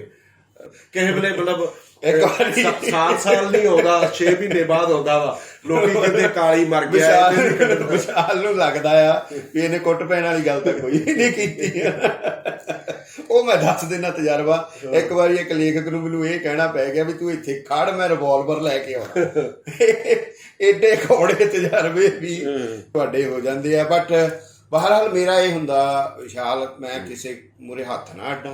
ਮੈਂ ਤਾਂ ਚੰਦਾ ਵੀ ਨਹੀਂ ਮੰਗਦਾ ਕਿਸੇ ਕੋਲ। ਜੇ ਕੋਈ ਮੈਨੂੰ ਚੰਦਾ ਦੇ ਦਿੰਦਾ ਨਾ, ਇਮਾਨਦਾਰੀ ਨਾਲ ਮੈਂ ਉਹਨੂੰ ਕਹਿੰਦਾ, ਦੇਖ ਤੂੰ ਚੰਦਾ ਦੇਤਾ ਹੈ, ਪਰ ਜੇ ਮੈਂ ਤੈਨੂੰ ਡਾਕ ਚ ਪਾਵਾਂ ਇਹਦੀ ਉਮੀਦ ਨਾ ਕਰੀ, ਤੇ ਨਾ ਮੈਨੂੰ ਫੋਨ ਕਰੀ ਵੀ ਤੂੰ ਪਰਚਾ ਕੱਢਿਆ, ਮੈਨੂੰ ਪਹੁੰਚਿਆ ਨਹੀਂ। ਤੂੰ ਦੇਣਾ ਦੇ ਚੰਦਾ, ਨਹੀਂ ਤਾਂ ਆਪਣਾ ਵਾਪਸ ਲੈ ਲਾ ਭਰਾ। ਮੈਨੂੰ ਇਹ ਫੋਨ ਨਹੀਂ ਕਰਨਾ, ਮੈਂ ਵਾਧਾ ਹੀ ਨਹੀਂ ਹੈ, ਮੈਂ ਕੰਪਲੀਮੈਂਟਰੀ ਭੇਜ ਦਿੰਦਾ 200 ਪੇਪਰ। ਮੂਡ ਦੀ ਗੱਲ ਆ ਮੇਰੀ। ਆ ਹੁਣ ਮੇਰਾ ਜੀ ਕਰਦਾ, ਮੈਂ ਮਹੀਨੇ ਦਾ ਐਲਾਨ ਕੀਤਾ ਹੋਇਆ, ਟਾਈਟਲ ਵੀ ਛਪਿਆ ਹੋਇਆ। ਮੈਂ ਐਵੇਂ ਸੋਚਣ, ਮੈਂ ਯਾਰ ਮੈਂ ਕਿਹੜੇ ਕੁੱਤੇ ਕੰਮੀ ਲੱਗਾ, ਐਵੇਂ ਦੂਜਿਆਂ ਦੇ ਪ੍ਰੂਫ ਪੜ੍ਹੀ ਜਾਂਦਾ, ਮੈਂ ਪਰੇ ਛੱਡ ਦਿੱਤਾ। ਹਾਂ, ਜਦੋਂ ਮੈਂ ਕੰਮ ਕਰਨਾ ਹੈ, ਮੇਰੀ ਇੱਕ ਪ੍ਰਤੀਬੱਧਤਾ ਹੈ। ਉਹ ਸਾਹਿਤ ਨਾਲ ਵੀ ਹੈ, ਉਹ ਸਾਹਿਤਕਾਰਾਂ ਨਾਲ ਵੀ ਹੈ, ਉਹ ਪਾਠਕਾਂ ਨਾਲ ਵੀ ਹੈ, ਸਮਾਜ ਨਾਲ ਵੀ। ਫਿਰ ਮੈਂ ਪ੍ਰਤੀਬੱਧਤਾ ਨਾਲ ਹੀ ਕਰਨਾ, ਤੇ ਜੇ ਨਹੀਂ ਕਰਨਾ ਤਾਂ ਫਿਰ ਫਕੀਰੀ ਆ। ਮੈਂ ਨਹੀਂ ਕਰਦਾ, ਮੈਂ ਕੋਈ ਬੱਧਾ ਹੈ ਕਿਸੇ ਦਾ। ਤੇ ਫਿਰ ਸ਼ਹਿਰ ਚ ਸਾਨ ਹੋਣ ਦਾ ਮਤਲਬ ਇਹ ਹੈ, ਦੇਸ ਰਾਜ ਕਾਲੀ, ਸ਼ਹਿਰ ਚ ਸਾਨ ਹੋਣ ਦਾ ਮਤਲਬ ਦੇਸ ਰਾਜ ਕਾਲੀ ਨਹੀਂ। ਮੈਂ ਵੈਸੇ ਉਹ ਚਲੋ ਆਪਾਂ ਮਜ਼ਾਕ ਕਰਦੇ, ਪਰ ਸ਼ਹਿਰ ਚ ਸਾਨ ਹੋਣ ਦਾ ਮਤਲਬ ਇਹ ਹੈ ਕਿ ਪੰਜਾਬ ਉਸ ਨਾਵਲ ਚ ਵਿਸ਼ਾਲ ਜੀ, ਇਟਸ ਵੈਰੀ ਸੀਰੀਅਸ ਕਿ ਪੰਜਾਬ ਦੇ ਵਿੱਚ ਪਿਛਲੇ 3-4 ਦਹਾਕਿਆਂ ਦੀ ਅਸੀਂ ਸਟੱਡੀ ਨਹੀਂ ਕੀਤੀ, ਸਾਹਿਤਕਾਰ ਨੇ ਕੀਤੀ ਨਹੀਂ। ਕਿਉਂਕਿ ਜਦੋਂ ਫਾਈਨਾਂਸ ਕੈਪੀਟਲ ਆਉਂਦਾ ਨਾ 90 ਤੋਂ ਬਾਅਦ, ਤਾਂ ਫਾਈਨਾਂਸ ਜਿੱਥੇ ਫਾਈਨਾਂਸ ਕੈਪੀਟਲ ਹੋਏਗਾ, ਅਨਸਰਟੇਨਟੀ ਇਜ਼ ਦੇਅਰ, ਅਨਿਸ਼ਚਿਤਤਾ ਹੋਏਗੀ। ਪਤਾ ਨਹੀਂ ਕਦੋਂ ਗੰਢੇ 80 ਰੁਪਏ ਹੋ ਜਾਣੇ ਆ, ਤੇ ਉਹ ਭਾਅ ਸ਼ੇਅਰ ਡਿੱਗ ਪੈਣੇ ਆ, ਕਿਹੜੀ ਕੰਪਨੀ ਮੂੰਹ ਪਾਣੇ, ਅੰਬਾਨੀ ਅਡਾਨੀ ਵੀ ਉੱਡ ਜਾਣੇ ਆ। ਜੇ ਅਨਸਰਟੇਨਟੀ ਇਜ਼ ਦੇਅਰ। ਜਦੋਂ ਅਨਸਰਟੇਨਟੀ ਹੋਏਗੀ, ਅਨਿਸ਼ਚਿਤਤਾ ਹੋਏਗੀ, ਇਨਸਿਕਿਉਰਿਟੀ ਹੋਏਗੀ। ਜਿੱਥੇ ਇਨਸਿਕਿਉਰਿਟੀ ਹੋਏਗੀ ਉੱਥੇ ਐਲੀਨੇਸ਼ਨ ਹੋਏਗੀ, ਅਲਗਾਓ। ਅਸੀਂ ਇਹਨਾਂ ਸਾਲਾਂ ਦੇ ਵਿੱਚ ਅਲਗਾਓ ਦੀ ਮਾਨਸਿਕਤਾ 'ਚ ਚਲੇ ਗਏ। ਸਾਡੇ ਹਰਿਮੰਦਰ ਸਾਹਿਬ ਲੋਕਾਂ ਦੀ ਆਮਦ ਘਟੀ ਹੈ ਜਾਣ ਤੋਂ, ਗੁਰੂ ਗ੍ਰੰਥ ਸਾਹਿਬ ਵੱਲ ਨੂੰ ਜਾਣ ਤੋਂ ਘਟੀ ਹੈ, ਤੇ ਬਾਬੇ ਦੀਪ ਸਿੰਘ ਦੇ ਜ਼ਿਆਦਾ ਵਧੀ ਹੈ। ਹਰੀਆਂ ਚਾਦਰਾਂ ਪੰਜਾਬ 'ਚ ਸਾਰੀਆਂ ਮਜ਼ਾਰਾਂ ਤੇ ਪੈ ਗਈਆਂ, ਕਬਰਾਂ ਦੇ ਉੱਤੇ ਹਰੀਆਂ ਚਾਦਰਾਂ ਤੁਹਾਨੂੰ ਆਮ ਹੀ ਦਿਖਣੀਆਂ ਸ਼ੁਰੂ ਹੋ ਜਾਣਗੀਆਂ। ਤੁਹਾਨੂੰ ਗੀਤਾ ਮੰਦਿਰ ਘੱਟ, ਗਿਆਨ ਦੇ ਮੰਦਿਰ ਘੱਟ, ਤੁਹਾਨੂੰ ਹਨੂਮਾਨ ਔਰ ਸ਼ਨੀ ਮੰਦਿਰ ਬਹੁਤ ਦਿਖਣ ਲੱਗ ਪਏ ਨੇ।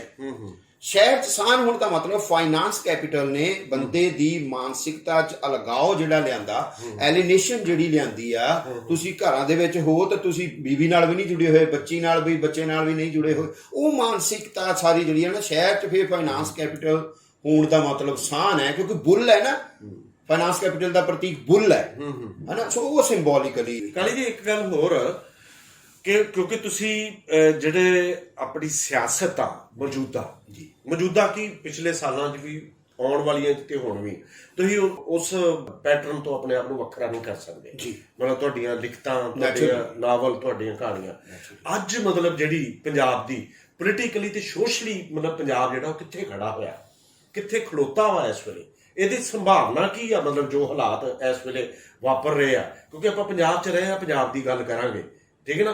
ਫਿਰ ਵੈਸੇ ਤਾਂ ਤੁਹਾਡੀਆਂ ਲਿਖਤਾਂ 'ਚ, ਬੋਲਾਂ 'ਚ ਮੈਂ 2 ਸ਼ਬਦਾਂ 'ਚ ਹੀ ਦੱਸ ਦਿੰਦਾ। 2013 ਤੋਂ ਲੈ ਕੇ ਤੇ 2021 ਤੱਕ ਵਿਸ਼ਾਲ ਬਹੁਤ ਚਿੰਤਾ ਵਾਲੀ ਗੱਲ ਹੈ। 3 ਲੱਖ ਵਿਦਿਆਰਥੀ ਸਾਡਾ ਕੈਨੇਡਾ, ਆਸਟ੍ਰੇਲੀਆ, ਨਿਊਜ਼ੀਲੈਂਡ ਚਲੇ ਗਿਆ, ਵਾਪਸ ਆਉਣ ਲਈ ਨਹੀਂ ਗਿਆ। ਪਹਿਲੀ ਗੱਲ, 3 ਲੱਖ ਵਿਦਿਆਰਥੀ 4000 ਕਰੋੜ ਰੁਪਈਆ ਨਾਲ ਲੈ ਗਏ। ਉੱਥੇ ਜਾ ਕੇ ਮਾਪਿਆਂ ਨੂੰ ਕਿਵੇਂ PR ਕਰਨਾ, ਇਹ ਸੋਚਣ ਲੱਗ ਪਿਆ। ਪਿਛਲੇ 30 ਸਾਲਾਂ ਦੇ ਵਿੱਚ ਪੰਜਾਬ ਨੇ ਇਹ ਵਿਦਿਆਰਥੀ ਗਵਾਏ, ਯੂਥ ਗਵਾਇਆ, ਬ੍ਰੇਨ ਡਰੇਨ ਹੋਇਆ। ਹਾਲਾਂਕਿ ਇਹਦੀ ਮੁੱਢਲੀ ਸਿੱਖਿਆ ਸਾਡੇ ਪੈਸੇ ਨਾ ਹੋਈ ਤੇ ਉਹ ਉਧਰ ਚਲੇ ਗਏ। ਉਹਨਾਂ ਦੇ ਸੁਪਨੇ ਨੇ ਯਾਰ, ਅਸੀਂ ਰੋਕੀਏ ਵੀ ਕਿਵੇਂ? ਅਸੀਂ ਨਹੀਂ ਰੋਕ ਸਕਦੇ ਕਿਉਂਕਿ ਸਾਡੀਆਂ ਸਰਕਾਰਾਂ ਨੇ ਕੀਤਾ ਹੀ ਕੱਖ ਨਹੀਂ ਹੈ। ਸਾਡੀਆਂ ਤਾਂ ਇੰਡਸਟਰੀ ਮਾਈਗ੍ਰੇਟ ਕਰ ਗਈ, 25-30 ਹਜ਼ਾਰ ਇੰਡਸਟਰੀਆਂ ਮਾਈਗ੍ਰੇਟ ਕਰ ਗਈਆਂ 30 ਸਾਲਾਂ 'ਚ। ਸਾਨੂੰ ਅੱਜ ਜੋਗੀ ਆਦਿੱਤਿਆਨਾਥ ਸਾਡੇ ਇੰਡਸਟਰੀਅਲਿਸਟਾਂ ਨੂੰ ਸੱਦਣ ਡਿਆ, ਤੁਸੀਂ ਯੂਪੀ 'ਚ ਆ ਜਾਓ, ਲੁਧਿਆਣੇ ਦੇ ਇੰਡਸਟਰੀਅਲਿਸਟਾਂ ਨਾਲ ਮੀਟਿੰਗ ਕੀਤੀ ਉਹਨੇ, ਹੈ ਨਾ। ਸੋ ਉਹ ਅਸੀਂ ਕੀ ਬੀਜ ਦਿੱਤਾ ਪੰਜਾਬ ਦੇ ਵਿੱਚ? ਬਹੁਤ ਵੱਡਾ ਪੰਜਾਬ ਦਾ ਸੱਤਿਆਨਾਸ਼ ਤੁਸੀਂ ਦੇਖੋਗੇ। ਸਾਡੇ ਕੋਲ ਪੰਜਾਬ ਦੇ ਵਿੱਚ ਬਿਰਧ ਆਸ਼ਰਮ ਰਹਿ ਗਏ ਤੇ ਮੋਰਚਰੀਜ਼ ਰਹਿ ਗਈਆਂ, ਕਿਉਂਕਿ ਉਹ ਮੁੰਡੇ ਬਾਹਰ ਨੇ, ਉਹਨੇ ਮਾਪੇ ਇਕੱਲੇ ਹੋ ਗਏ, ਉਹ ਬਿਰਧ ਆਸ਼ਰਮ 'ਚ ਚਲੇ ਗਏ। ਤੇ ਮੋਰਚਰੀਜ਼ ਇਹ ਆ, ਜਦੋਂ ਵੇਲ ਹੋਊਗਾ, ਬੁੜਾ ਫੂਕਣ ਆ ਜਾਣਗੇ, ਉਨੀ ਦੇਰ ਉਹਨੂੰ ਫਰਿੱਜ 'ਚ ਲਾ ਦਿਓ। ਆਹ ਪੰਜਾਬ ਹੈ, ਇਹ ਤਸਵੀਰ ਆ, ਬਹੁਤਾ ਦੂਰ ਜਾਣ ਦੀ ਲੋੜ ਹੀ ਨਹੀਂ। ਤੇ ਜੋ ਕੁੱਕੜ ਖੇਡ ਆਉਂਦੀਆਂ ਪਾਰਟੀਆਂ ਕਾਸਟ ਦੇ ਨਾਂ ਤੇ, ਕੇਂਦਰ 'ਚ ਜੇ ਬਿੱਲ ਆਉਂਦਾ ਕਾਸਟ ਦੇ ਨਾਂ ਦੇ ਉੱਤੇ ਤੁਸੀਂ ਵੰਡੀ ਕਰਨ ਡਏ ਆ, ਉਹ ਦਲਿਤ ਡਿਪਟੀ ਮੁੱਖ ਮੰਤਰੀ ਹੋਏਗਾ, ਦਲਿਤ ਆ ਹੋਏਗਾ, ਦਲਿਤਾਂ ਲਈ ਬਿੱਲ ਆ ਜਾਣਾ, 85ਵੀਂ ਸੋਧ ਆ ਜਾਣੀ ਆ, ਸਾਰਾ ਅੱਜ ਬੜਾ ਮੈਨੂੰ ਨਹੀਂ ਉਮੀਦ ਵੀ ਮੈਂ ਤੁਹਾਨੂੰ ਇੰਨੇ ਜ਼ਿਆਦਾ ਸਵਾਲ ਕਰ ਪਾਊਂਗਾ, ਪਰ ਤੁਹਾਡਾ ਸਾਹਿਤ ਜਿਹੜਾ ਮੈਂ ਪੜ੍ਹਿਆ ਮੈਨੂੰ ਇੱਥੋਂ ਤੱਕ ਲੈ ਕੇ ਆਇਆ, ਮੇਰੇ ਅੰਦਰ ਉਹਨੇ ਸਵਾਲ ਪੈਦਾ ਕੀਤੇ। ਤੇ ਮੇਰੀ ਸਵਾਲ ਪੁੱਛ ਕੇ ਤਸੱਲੀ ਆ, ਤੁਹਾਡੇ ਜਵਾਬ ਦੇ ਕੇ ਤਸੱਲੀ ਆ ਕਿ ਕੋਈ ਗੱਲ ਰਹਿੰਦੀ ਆ ਜਿਹੜੀ ਤੁਸੀਂ ਕਹਿਣੀ ਚਾਹੁੰਦੇ ਆ? ਮੈਂ ਉਹ ਕਹਿਣੀ ਨਹੀਂ ਆ ਹੁਣ। ਅੱਛਾ ਤੁਸੀਂ ਕਿਤੇ ਕਰਾਂਗੇ, ਕਿਉਂਕਿ ਹੁਣ ਮੈਂ ਅੱਜ ਮੇਰੇ ਖਿਆਲ ਨਾਲ ਮੈਂ ਉਹ ਬੋਲਿਆ ਜਿੱਥੇ ਮੈਨੂੰ ਕੋਈ ਕੁੱਟਣਗੇ ਨਹੀਂ ਪੰਜਾਬੀ ਦੇ। ਹਾਂ, ਚਲੋ ਬਹੁਤ ਬਹੁਤ ਤੁਹਾਡਾ ਧੰਨਵਾਦ ਵੀ ਆਏ।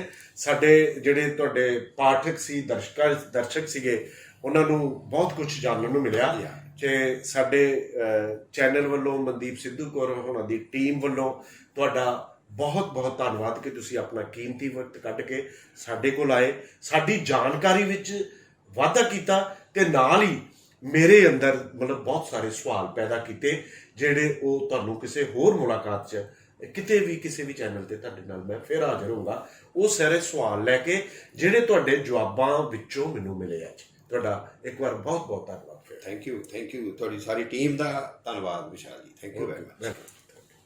ਇਹ ਸਨ ਸਾਡੇ ਨਾਲ ਦੇਸਰਾਜ ਕਾਲੀ ਜੀ, ਸਮੀਖਿਆਕਾਰ, ਪੱਤਰਕਾਰ, ਕਹਾਣੀਕਾਰ, ਨਾਵਲਕਾਰ, ਜਿਨ੍ਹਾਂ ਦੀ ਅੱਜ ਤੁਸੀਂ ਗੱਲਬਾਤ ਸੁਣੀ। ਤੇ ਅਸੀਂ ਫਿਰ ਅਗਲੇ ਹਫਤੇ ਤੁਹਾਨੂੰ ਫਿਰ ਮਿਲਦੇ ਹਾਂ ਅੰਬਰਾਂ ਦੇ ਸਰਨਾਵੇਂ ਕਾਲਮ ਹੇਠ ਕਿਸੇ ਹੋਰ ਪਰਸਨੈਲਿਟੀ ਨਾਲ ਫਿਰ ਹਾਜ਼ਰ ਹੋਵਾਂਗੇ। ਤਦ ਤੱਕ ਤੁਸੀਂ ਇਸ ਆਨੰਦ ਨੂੰ ਹੋਰ ਗਾੜਾ ਕਰੋ, ਹੋਰ ਇੰਜੋਏ ਕਰੋ। ਧੰਨਵਾਦ। ਇਨਾਂ ਦੇ ਰਾਹ ਅਵਲੜੇ ਨੇ, ਇਹ ਬੱਦਲ ਖਾਰੇ ਨੇ, ਧਰਤੀ 'ਚ ਸ਼ਬਦ ਬੀਜਦੇ, ਇਹ ਅੰਬਰਾਂ ਦੇ ਸਿਰਨਾਵੇਂ ਨੇ, ਅੰਬਰਾਂ ਦੇ ਸਿਰ